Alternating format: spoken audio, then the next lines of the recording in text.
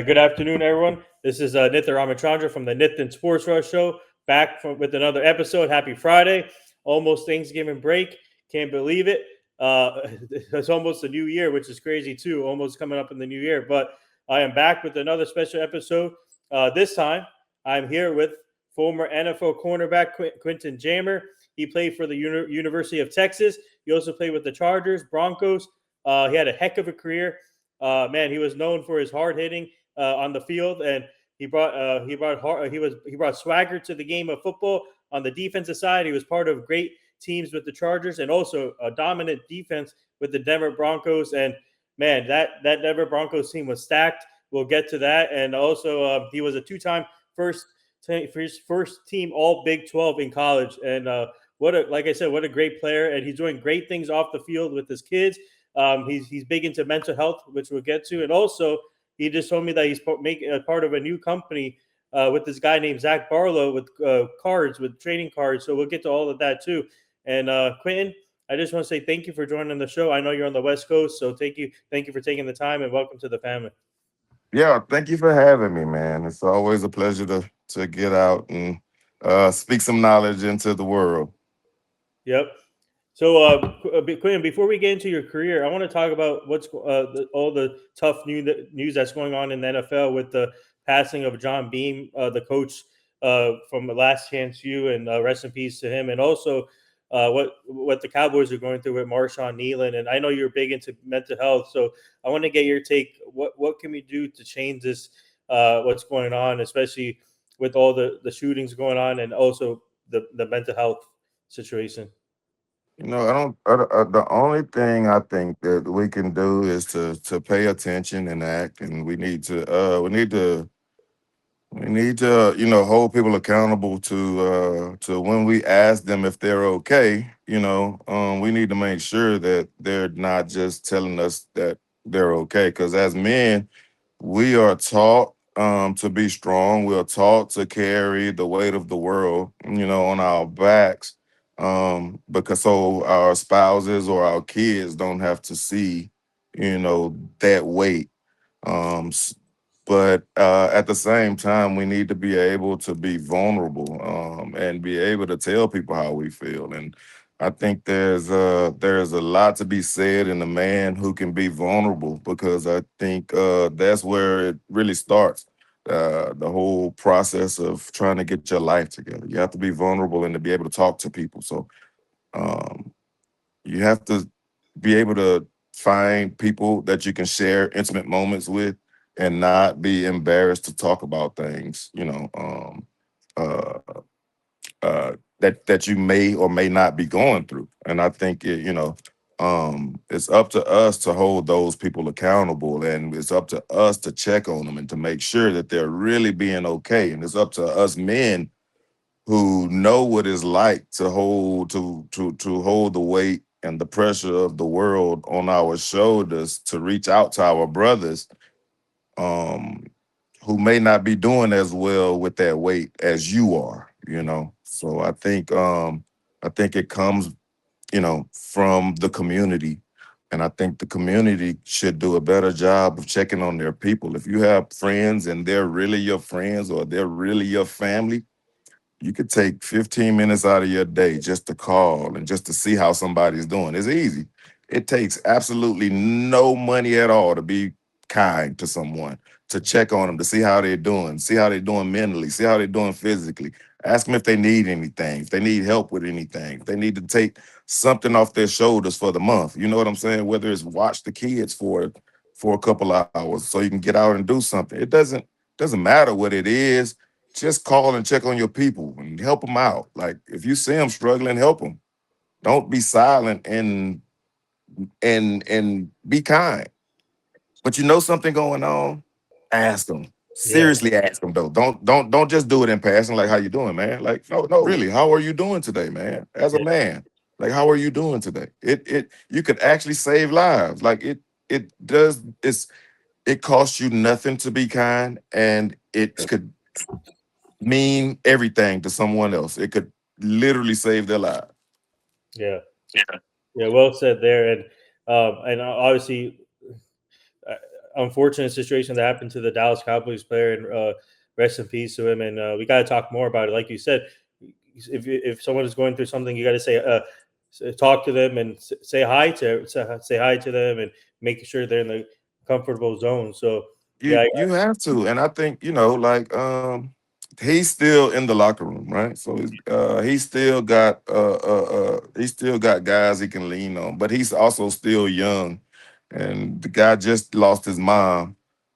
So in my this is in my opinion. I don't know what's going on. You never know um what's going on with somebody, but just me as a player, as a former player, and as a guy who's pretty aware of his surroundings. If I think the guy's mother had passed, and he was dealing with a lot. His girlfriend knew he had mental health issues. I'm not blaming anybody because nobody is to blame. I'm just saying I mean, as a family, we could have done more. We knew his parents had passed. We knew he was struggling with it. Reach out, man. Like he can tell you he's okay. He can come in and he can smile and cheer all day long. But man, just somebody, girlfriends or wives or brothers or best friend in the locker room, just sit down and say, man, look, brother to brother, let's sit down and talk. Know your mom just passed. Like, how are you really doing, man? Like, I know you're hurting, but you're carrying it well. I see it. It takes nothing to sit down and do that. Just to be aware of somebody's life. If he's your friend and you know his life, it's easy for you. You already have that connection to sit him down and be vulnerable with him. Start off by saying something vulnerable about yourself. Open him up. Let him say something vulnerable to you. Conversation should flow easy between two men when you do stuff like that. yeah, No matter how you're feeling. yep, that's true. And out to your career, you grew up in Texas. So when did you get into playing football? And would you say you were a Cowboys or a Texas fan growing up? Man, hey man, I'm gonna tell you this, man. You need to check my age, brother. I was a Houston Oilers fan Oh, you growing said up. Oilers. Warren Moon, Haywood Jeffries, Ernest Givens, Yep, all of the real guys, the 34 to 3 Buffalo comeback. Like I was there for all of that stuff, man. So I grew up being a Houston Oilers fan, and I really didn't get in. I grew up a baseball fan, so I really didn't get football until I really got to high school. Football wasn't important because my mom really didn't make it important because she wouldn't let me play little league football because she said it was dangerous. So I just played baseball growing up. I got to high school and I got to to go out and play football or try out for football without my mom having to pay fees or whatever. It was free to go play football. So I went and joined the football team, and there you go. You know, I just found it therapeutic to smash people, and I fell in love with it. And I didn't go to college to play for, you know, I didn't go to college to make it to the NFL. I went to try to flip it into a job so I can come back home and take care of my mom. But I loved it so much, and I was so passionate about it that if I'm gonna be out there on the field, if I'm gonna be in between the lines, in between the hashes, I'm gonna give it 150%. I'm not just gonna be out there to be out there. yeah, So just by doing that, I just kept stacking days, and eventually you stack enough days and you find yourself somewhere in the league. yeah. Hey, speaking of Houston Orioles, you went to college in Texas, and guess what? The one and only Earl Campbell played for the Houston Orioles and went to Texas. So, how special was it for you to watch Earl Campbell with the Houston Orioles? It was it, it was good because like growing up, Earl Campbell was my favorite player. Yeah, I like because I liked physicality, and like who was a more punishing running back than in the NFL than Earl Campbell? Who has ever in league history been as punishing running back as Earl Campbell. So he was my favorite player growing up, and it wasn't because he went to Texas. I mean, it was obviously it helped because I saw someone from who was whose life was kind of similar to mine in the fact that we from small towns in Texas, went to Texas, and we ended up, living out our dreams in the NFL. But I just liked the way he played, man. Like he would put his helmet in the center of your chest and try to like put you into your grave. Wow. So that was always fun to watch him play. Yeah, you going to high. Speaking of your high school career, you had an interesting high school career. You were two-time All District safety, cornerback, linebacker, wide receiver, and quarterback. You got to play all those positions, and also you were a track. Participated in track and field and with LaDainian, your future teammates, LaDainian Tomlinson and Drew Brees. But just talk about your high school career, man. You were like versatile and you did everything all in one. I think I come from the old school mentality. Like I'm actually old. I'm 46 years old. But I you do whatever it takes for your team to win. And I think football is the ultimate team sport. I think it's the only sport where if one person fucks up his job, it could end in disaster. Um, and I think it's the one sport that is most, that most mirrors life, or it should most mirror life, and the fact that you all come together from, there's a you guys come together from different schools, different races, different religions, different backgrounds. You come together, play different spots. You come from different places in the world. You come to this locker room. You joke. You eat together. You bleed. You sweat. You cry together, all for one goal, and that's to win a championship, right? And even if you don't win a championship, it's fun to do it all over again next year to try to reach that goal. And you make lifelong friends in this sport, and so it's just I enjoyed it so much. I never played it Mhm. to for money. I played, man, for the love of my teammates and the love of that locker room, and I played, to hear the roar of the fans. All that shit meant a lot to me. So I just wanted to be on the field, Mm. So wherever they needed me to make a big play, like throw me back there, let's do it. Like Texas football high school slang. If you want to win, put booby in. Like Yeah. that's me, Put me where you need me and let me go do my thing. I just want to play football. I mean, Quentin Jammer. Like I said earlier, you had a great career. Like I said, you were the dog on the field. You brought the hard hitting on the defense, and when we saw you tackle people, man, it was a different level. And you put us some great numbers in the end of a career. But I want to before obviously with getting to know that relationship with LaDainian Thomason and Drew Brees in high school when you did track and field. I was actually with LaDainian Thomason and Drew Brees this year at in Edison, New Jersey, at the GTSM show. So I was able to connect with both of them. They're both great guys. So for you, Yeah. what was it like establishing that relationship early in high school, and you eventually got to play with both of them in Los Angeles?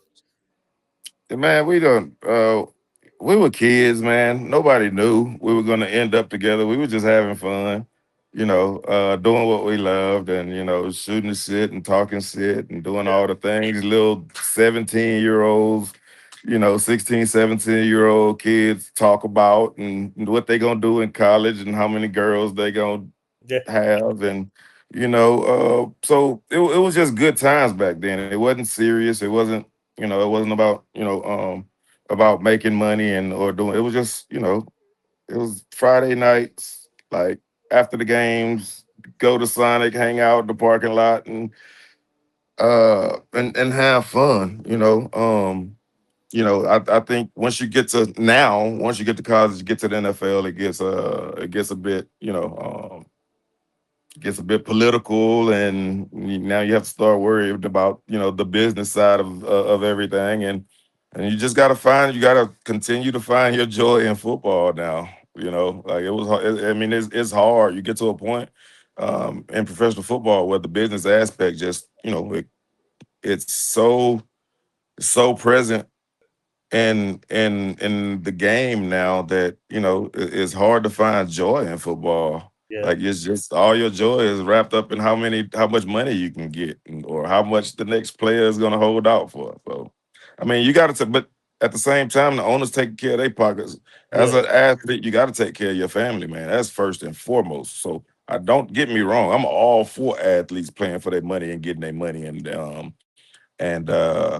taking care of families, because the owners are doing the exact same shit at a much higher level than the players. Mhm. Yeah. So I'm just curious. Let me ask you this. One of my mentors is Leonard Marshall. He played for the Giants back in the '80s with the Lawrence Taylor, Harry Carson, and he misses the game from the past. Do you miss the game when you play a little bit? No, I only miss the locker room, man, and having fun with, like I miss, like the little kid that stole the car, and he got interviewed and he was like, "Yeah, I just like doing stupid stuff with my hood rat friends, man. I just like being in that locker room and Yeah. just doing goofy shit as a 30-year-old, a 22-year-old, a 30-year-old man, and a 40-year-old kicker or some shit, and you just all in the locker room just telling jokes and having a good time. And that's what I miss, man. I miss that camaraderie in the locker room. I don't miss the game at all. Like I just miss the friendships, that I've made over the years. I miss, getting together, and I miss that locker room feel. Yeah. So talk about your recruitment process in, from high school to college. You went to Texas. Mac Brown was the head coach that time. Just talk about what made you draw to Texas. Nah, actually, it was John Malkovich was the Oh, coach at John the Mac. time. Yeah, John Malkovich was the head coach when I got recruited, and I actually wanted to go to Michigan to play with Charles Woodson, and I ended up getting snowed in, Oh, and it was again like the NCAA would not let me stay another night, so they had to drive me like a few hours to Detroit to catch a flight out. And I was like, yeah, I got home. I was like, yeah, I don't really like getting snowed in, so I ain't going to Michigan. So I went to Texas, man. And because Texas was, it was my family's favorite team. My family had grew up rooting for all the Longhorns. James Brown was there, and James Brown was like all of our family's like favorite player, college player. So, and I like Texas. I love the campus. When I went on my visit, like I was like, well, shit, if I can't go, if I ain't gonna go like play with, somebody else, I might as well come here, because they got Brian Westbrook, they got Tajay Allen, they had Chris Carter at the time. I mm, like, shit, I want to beat Brian Westbrook. I'm gonna go to Texas. So I went to Texas. wow.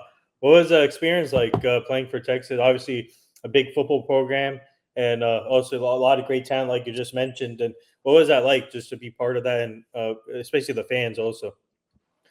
It was a different time.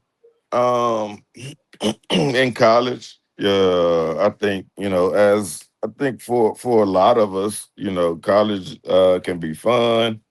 It's a learning experience, but I was going through a lot of shit in college too, like mentally. Yeah, And I didn't say anything to anybody, but I was going through a lot of shit mentally. So a lot of shit in college, it just flew by, just because I wanted to get. I just it was just a period in my point in my life that I just was trying to get through. Just trying to get through college. So it wasn't the best experience, but I had a lot of fucking fun in college though. yeah. Yeah, With yeah. So yeah. Speaking of that, you guys won the 1999 Cotton Bowl Classic and the 2001 Holiday Bowl. What did that mean to you guys, winning those two bowl games? um honestly, to me. like I wanted a championship, so it was just a game. Like I don't like who want to be, I mean, toilet bowl runner ups. You know what I'm saying? Like, Yeah. I don't care about that shit. I wanted a national championship. So, like, the thing is about that. Looking back on it, like I was playing in the two cities that were most in line to draft me, in in Dallas and San Diego, where we played in those Bulls games. So that looking back at it, that was funny. But like the game was a game. Like what I remember about the games, those ball games is fucking hanging out with my friends and doing hood rat shit with my friends. That's what I remember about those games. You know what I'm saying? Just I don't even remember like the game, winning the game or what went into the game. I just remember the fun moments in the games that I had with my friends, or funny moments before the games that I had with my friends, or like like those moments that you have that you that are so like that gives you so much energy that you know you will never get this feeling again. Like those are the memories that I kept from those games. All right, let's take this up a notch. Tell us some of the crazy stories you've been through, the funny stories and crazy stories.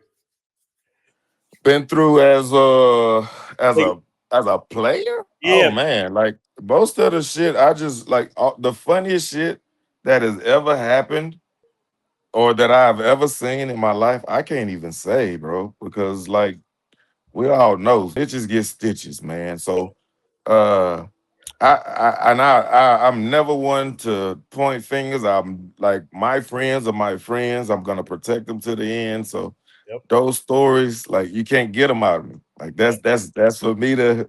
And I'm talking about like I've got stories that'll put you on the floor, like laughing. Like but I just can't give them to you, man. That's mhm. like that's like asking Dr. Pepper for their flavors, man. It's like, and also it's ruining the group thing that you guys keep. Yeah, it ruins the inside joke of the whole thing, also, So, like, if I tell you and you laugh at it, you're an outsider. It's only for the insiders that know, So, I get so that. honestly, I Yeah, protect all those memories yep. with my whole soul, man. So I'm sorry.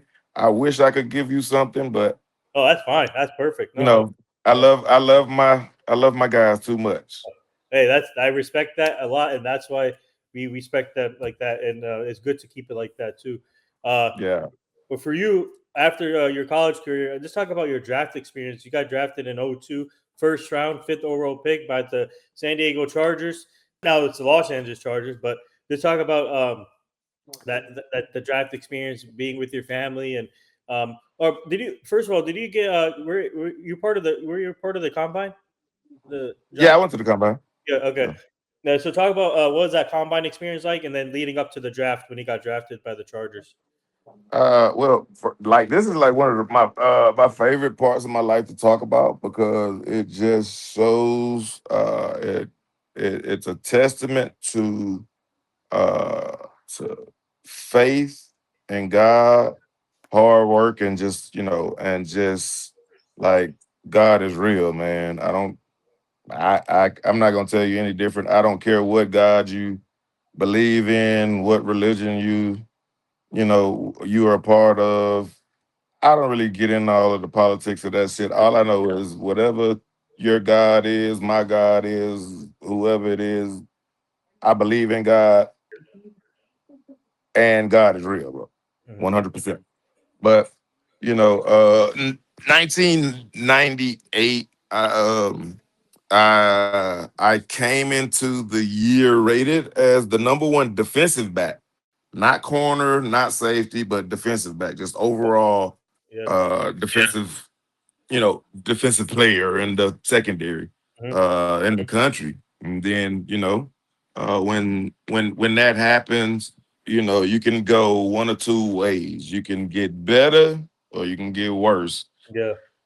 And well, me, I decided to take the route that, I'm gonna leave next year. So I don't need to go to class. I'm not gonna I'm gonna go out and work, but I'm going to the league. So, there's nothing that can be done to keep me from going and taking care of my family. And so my mind is made up. And first game, going out, we were playing North Carolina State, Phillip Rivers Mm, team. yeah. And I think they ran like a sweep, and I ran full speed, and like hit the I smashed the running back, but Mm. in the process, like my shoulder popped out.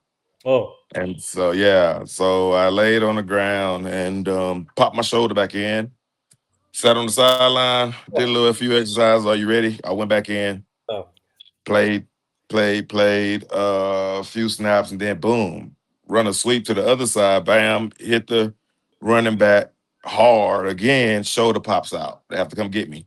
So yeah, we go in at halftime and they ask me, like, dude, like, you dislocated, your shoulder was dislocated, so I think, after the game we're gonna have surgery. So I don't think we really want you to go back in. But I'm like, nah, bro, put a brace on this shit. I'm going back in. I'm gonna finish out this game and we can talk about it after. Well, went it back in. I think I went to I went to block up to break up a pass with the same arm that mm, had just been dislocated and dislocated it again, and then I was done for the year, bro. And like the pain and sadness that I felt because I was gonna be done for the year is like it's like unmatched. So like I came out of the surgery and I watched the following Saturday. I watched my team go out and win without me, and they played well in the secondary. And like I went into like a kind of a little bit of a depression. So I just started praying, man. I just started praying to God every day, every night, like, Father, please heal me. Um, uh, I will never take my ability for granted again. I just want to be a top 5 draft pick. I prayed that every day with conviction, bro. Every day for I think 2 years. And when I finally got my name called at the draft, I just didn't want to be like the last guy yeah. out of the out of the green room. But I knew in the back of my mind I had been praying to be a top 5 pick. And I knew Dallas was gonna draft me with Mm, the 6th pick, mhm. right? So I knew Dallas was going to draft. I had no clue. Like I literally sat in a meeting with Marty Schottenheimer for 2 hours going over film. Was the only contact I had with the San Diego Chargers. Oh, And so I had been praying, and you know um I'm sitting in the green room and Detroit had the 3rd pick, mm. and I remember the phone ringing, and I did not want to go to Detroit, Oh, wow. but I had prayed that I was going to be a top 5 pick, so I'm kind of I'm kind of on the fence about how I Yeah. feel right now. And I pick up the phone and I say hello, and they're like, "We're just testing the phones." So See? they played a cruel trick on me. But then when San Diego finally picked me with the 5th pick, man, it was almost like an out of body experience because I had prayed so long to be a top 5 pick, and I just made it just at number 5 after just with conviction every day, morning, noon, night, just praying for my health and praying for where I wanted to be picked, and finally getting picked. I couldn't even. I was so full of joy that I couldn't even really. I couldn't even celebrate the moment like I really wanted to, because I was in shock.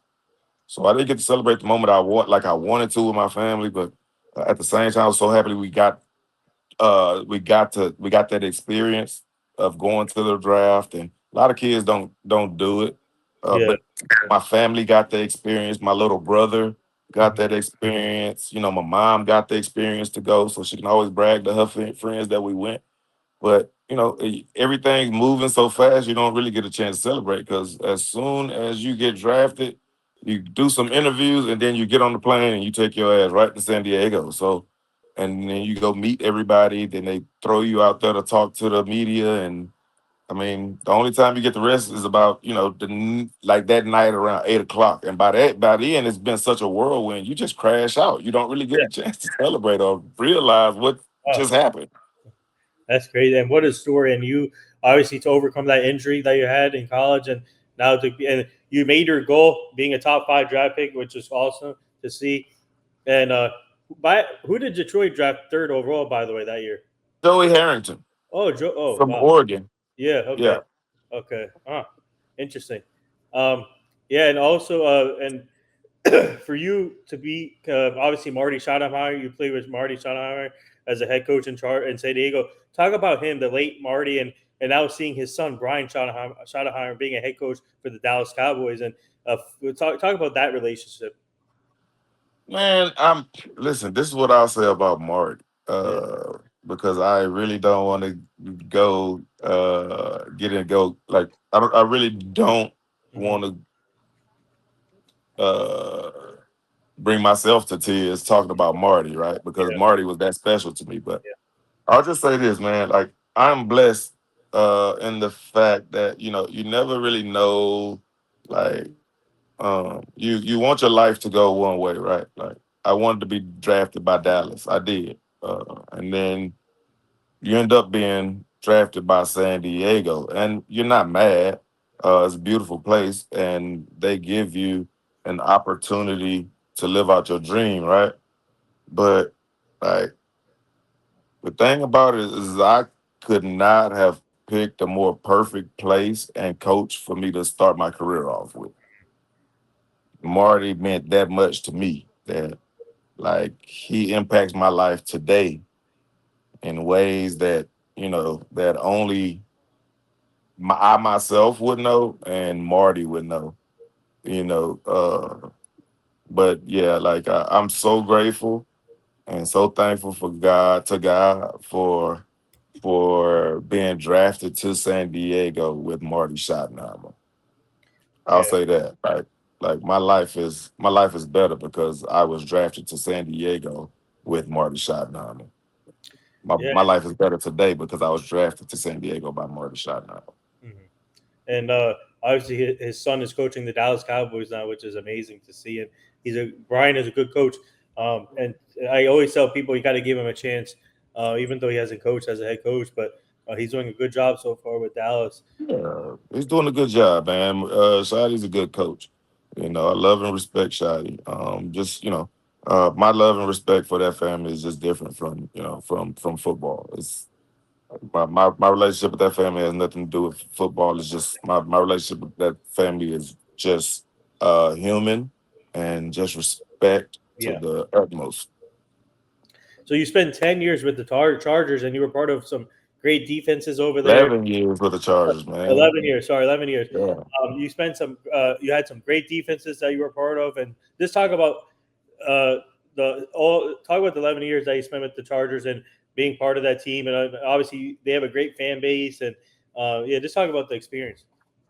Man, this shit was fun, man. When we were on the ride from let's say 2000, because we went 8-8 in 2002. Yeah. So from 2004 to 2000, man, up to 2010, bro, the I mean, we should have been a dynasty, Hmm. but that organization, I love the organization. I love the Chargers, man. Like I love my time with the Chargers, but the organization is cursed. Yeah. Organization is cursed because every time we get close, every time we get the team that I think is gonna make a push in the playoffs, the injury bug kills it every year. You cannot name me a year where Yeah. we had a good team that could push for a Super Bowl and a big time injury did not happen. You can't name me a year. You can go through every year where we had a stacked team, and I guarantee you look at it, a major player got hurt in that year. Mm. Yeah. Wow. Speaking of do you like the team now where they're heading with Jim Harbaugh and Justin Yeah, Herbert? I do. I love Harbaugh, man. I love his spirit. I love the way he coaches this football team. I love the way he he goes about the game as kind of Marty Ballish a little bit, and I love that. I love that he loves his quarterback so much. Um, so again, you get all the pieces and you lose your top two tackles, Yeah. and now Justin Herbert's running for his life. So I mean, they have the pieces this year, and then you lose two of the biggest pieces on the team. You can't tell me this team ain't cursed, man. No way. And I mean, obviously, you guys went to a transition period from Drew Brees to Philip Rivers too, and with the Chargers. Talk about that transition period. You went from Drew Brees, and then obviously you went. Philip Rivers turned out to be a great quarterback too. So just talk about There, that. See that transition period. there was no transition period, bro. Like that's the thing. Like our locker room Yeah, was so tightly knit. We loved each other so much, bro, that there was nothing. Like it was complete belief. When we went from Drew Brees to Philip, we- the confidence was still there. Like we instilled the confidence into the young guy. yeah. Go out, whip that thing, bro. We got you. Hmm. That's all. That's all it was. There was no transition. Go whip it, bro. Like we got your back. We had the defense to do it, and there you go. No transition. We will hold it down until you get your shit together, and that's exactly what we did. Yeah, speaking of the defense, I want to get to one player that you have a great relationship with still, and I'm good friends actually with him too, Antonio Cromartie. Talk about your relationship with Crow, and obviously he had a great career with the Chargers, Jets. What was it like being with him as a teammate and him and then helping him out too? It was always fun, man. Because me and Crow, different states, same personality, man. Yeah, Except like the way we live life is like the same personality. Um, we complimented each other well on the field because he was like this athletic, dynamic pick making duo. I mean, I'm pick making uh guy, and I'm over there. I'm just like this solid yeah, older vet that's just gonna do everything the right way. Maybe not catch a lot of picks, but you're not gonna catch the ball. I'm gonna make sure of that. We both not catching the damn ball. So it was fun, man. And off the field, like we joked, we cracked jokes. Kind of raised him to be my little guy, and just the awesome, amazing guys. It's been awesome to see his growth into a man because I've seen him at from being an immature kid with money into this like awesome, amazing father, yeah, uh, and coach, and doing amazing things in Houston. yeah. With training guys. So that I think the most awesome part of our friendship has been just watching him grow from like this immature kid from Florida into this amazing man who's doing all of these wonderful things, in life. So that's the best part of life, just seeing the young guys grow and seeing, where they were and where they are now. That's always been Hey, super fun. watch out for his son. He's a heck of a football player Oh too. man, that's two of them. Yeah, Man, that's two of them that are balling. Yeah, yes. I think one of them committed to Florida State, if I'm not mistaken. yeah. I think one committed to Florida State, and I think one has an offer from like Notre Dame or Oh yeah. somewhere. So yeah, And so talk about your period when you finished with the Chargers, you went to the Broncos. Did you ever think to yourself you could have stayed with the Chargers throughout your whole career? And how did the Broncos thing come about? I think I think that year kind of, and I'm gonna be openly honest too, because I've been kind of holding shit in, but ain't no holding shit in anymore. Right, let's just put it all out there. Yeah, yeah, Any interview going forward, I'll put it out there. But I you think put it that's out where, there. yeah, I think that's where my relationship with the Chargers kind of soured. Just because like I've been there, I was there 11 years, man. I just think I'm asking to come in and play for vet minimum just so I can retire a Charger Yeah, because I knew it was gonna be my last year. So I could retire a Charger. We asked, and I just wanted to, look, I played in Denver for league veteran minimum. I would have played here for veteran minimum. I didn't even. I had the funnest time of my life in Denver. So I mean, that's what God wanted me to do. Um, but at the same time, I'm like, I want to be home. I want to retire here. I want to, like, just let me come in and help the team. You want young guys in here. Let me at least be available to you. If one of these young guys go down and you need a guy to come in and step in, and you have a guy that can kind of raise these young guys and bring them up and teach them the right way to be a professional. And they went out and paid Derek Cox. They gave a nigga what 36, $7 million a year with like 18, $20 million guaranteed to go out there and stink it up. Mhm. I'm like, bro, you could have, like, if you wanted somebody to stink it up, you thought I was gonna stink it up. Like, you could have paid me a veteran minimum to go do that shit, you know, instead of giving away $20 million. That shit made me mad, and not once was I contacted to say, hey man, you know what, we're gonna go in another direction. I understand it's a business, and I understand there's a new coaching staff coming in, but ownership hadn't changed.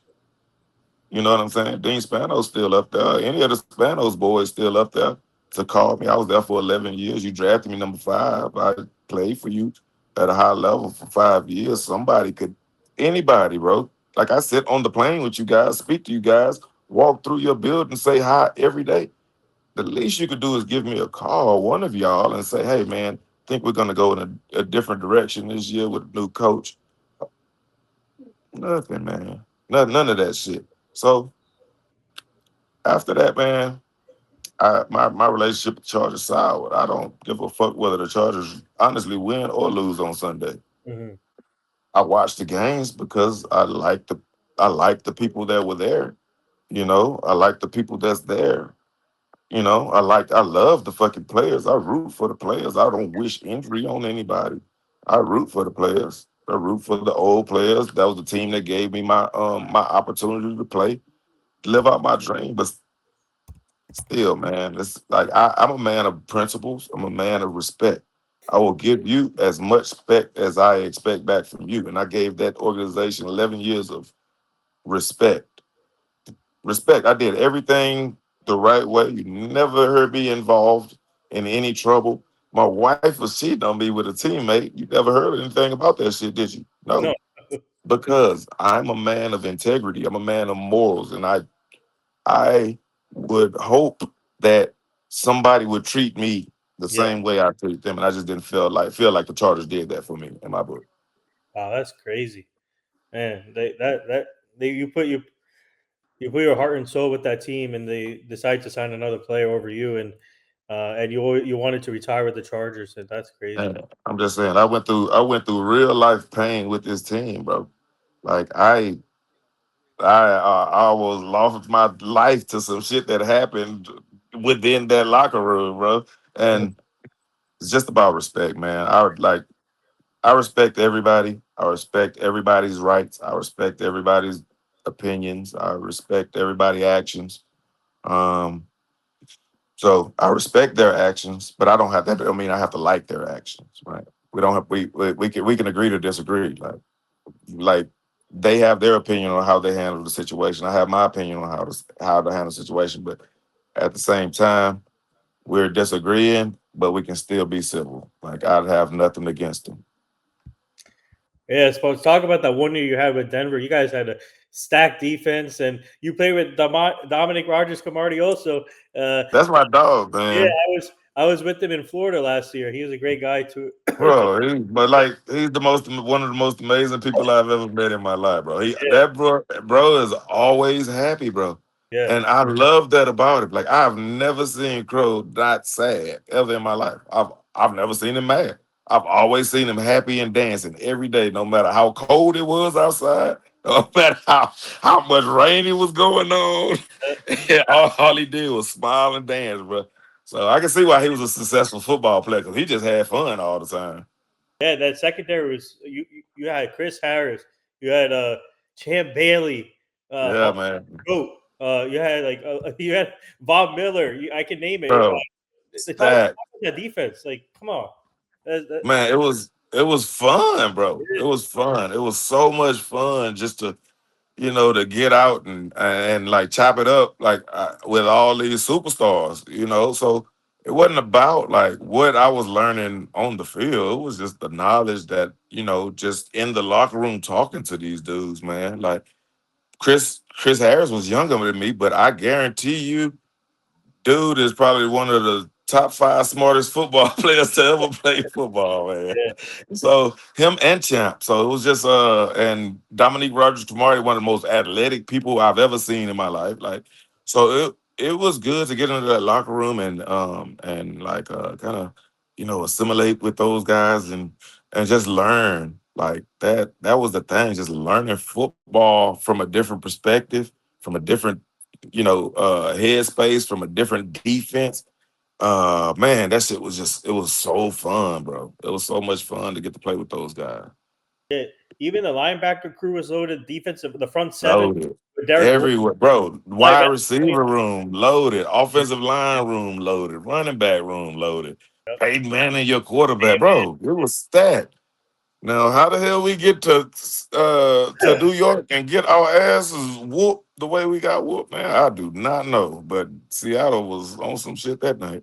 yeah, yeah. But Uh, yeah. So so after your career, now you're doing some big things in your career. Obviously, with the kids and being big in mental health yeah, man. and you're part of the. You said before the show you're part of this new company. You want to talk about this new company with Zach? Yeah, man. I partnered with a guy that Zach Barlow, man. He got this cool card, his new trading card idea. And it's just something that I looked at as an opportunity to kind of help out former athletes by putting some cash in their pockets with them having to do nothing but just give back with time, give back to the community with time, and put some dollars in their pockets. And it's if you it's Legends Cards.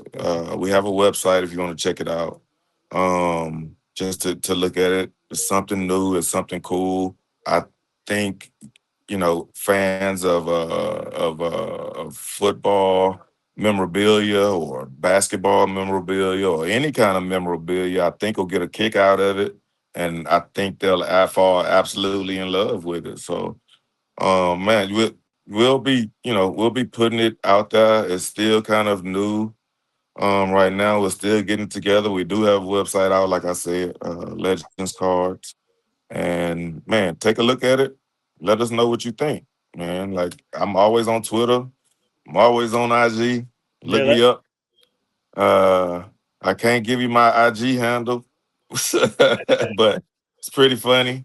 Um, but yeah, man, I'm living the second part. I'm loving the second part of my life, man. I've been through man, I've been through drug treatments like ibogaine,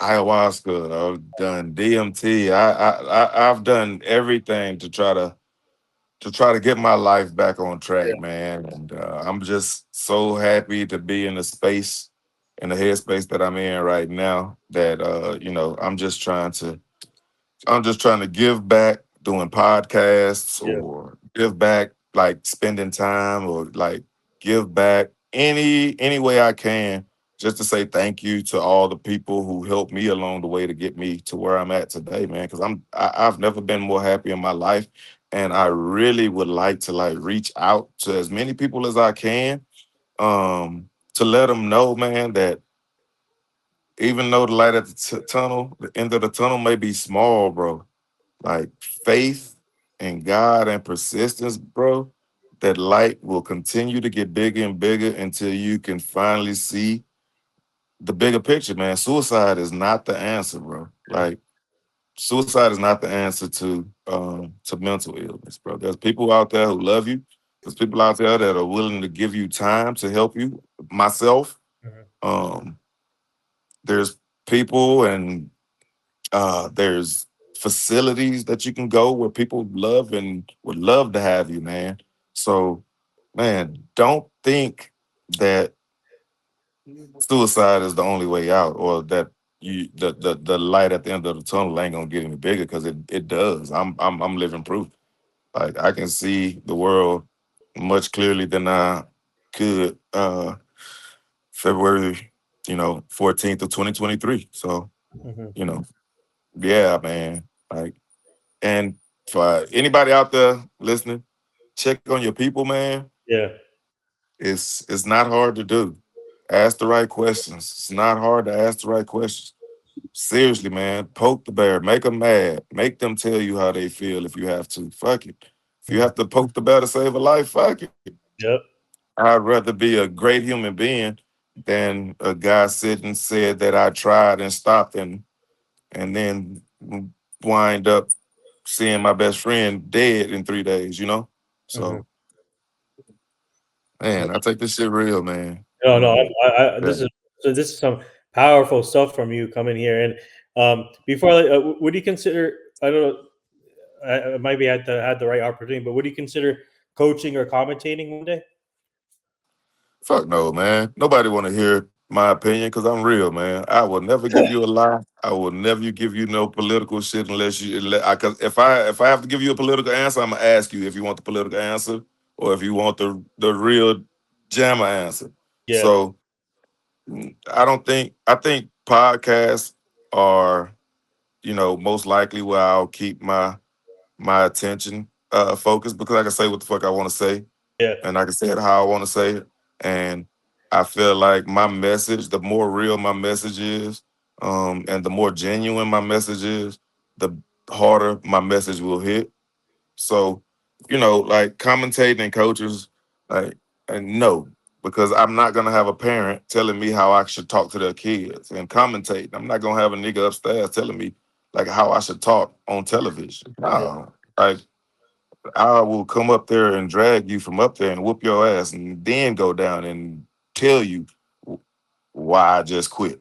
Yeah. Not that guy, man. Yeah. I'm the guy that's gonna shoot it to you real, because man, I was a habitual liar for 43 years, man.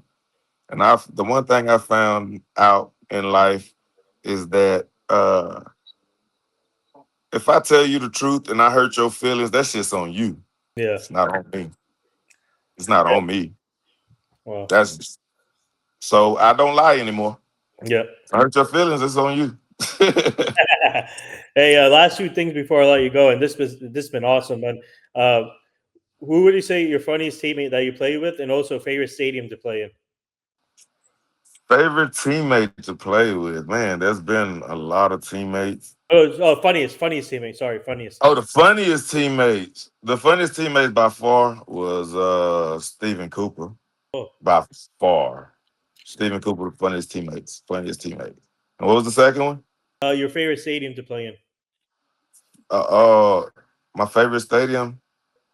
There's two. They're tied at the top, same division. Oh, Can you guess? uh, uh, the teams you play with. No. Oh no. One of them I played with. Chargers. Nope. Denver Broncos. Yes. Okay. Favorite stadium. That's 1A, and 1B is Oh, same division. Kansas City. Yep. My Uh, two favorite stadiums. Yeah. nice. Yeah. All right. What made Arrowhead so special? Cause, man, they have good fans. Yeah. They have the best fans, to be honest with you. Yeah. Like, the fans are like me, right? They like, when we're between the lines, we're not friends. I hate you. I will rip your head off. But after the game, we're friends. Yeah. That's how Kansas City fans are. Like, during the game, they Yeah. talk so much shit. Yeah. But after the game, they're the coolest people in the world. Yep. I love that shit about Kansas City, man. I love it. Like, they will get after your ass for 60 minutes, Yeah. and then as soon as the game is over, they giving you hugs and asking for gloves. Man. Hey, thank you. Hey, Quentin Jammer, this has been special. Thank you for joining, man. Yeah. Speaking the truth here on this show. Always, man. Thank you again for joining. Welcome to the family. And let me know if you guys need help with the trading card company. I would love to help you guys out with Zach Barlow and all. and Okay.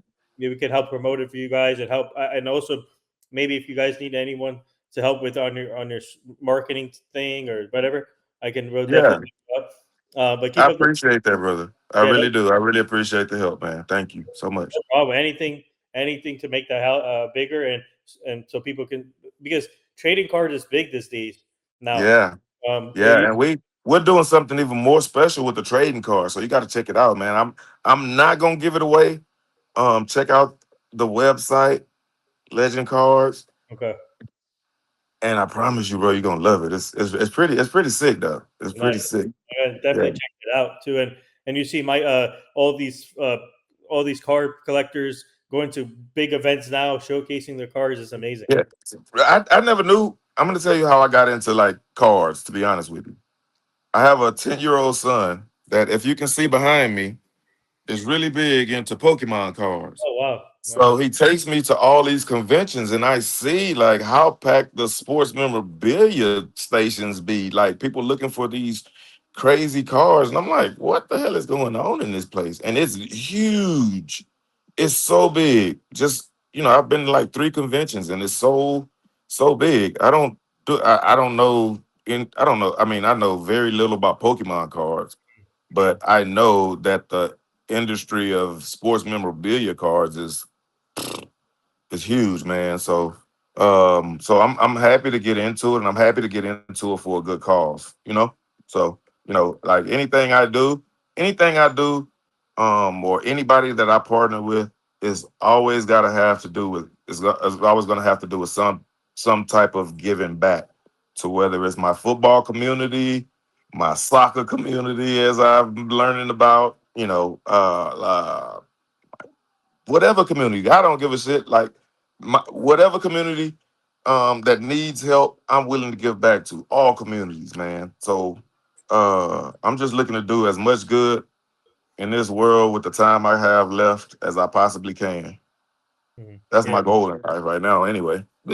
Until that changes, which I doubt it will, I'm gonna continue to spend my time trying to raise awareness and help out as many people as I can. yeah, well said. And thank you again, Quentin Jammer. There you have it. Uh, former Uh, NFL cornerback, one of the best to play the game. I'm telling you right now, go follow Quentin Jammer on all social media formats and stay tuned for more from him. And man, this was awesome. Thank you. Thank you. I appreciate it. Yep. Thank Thank you. you.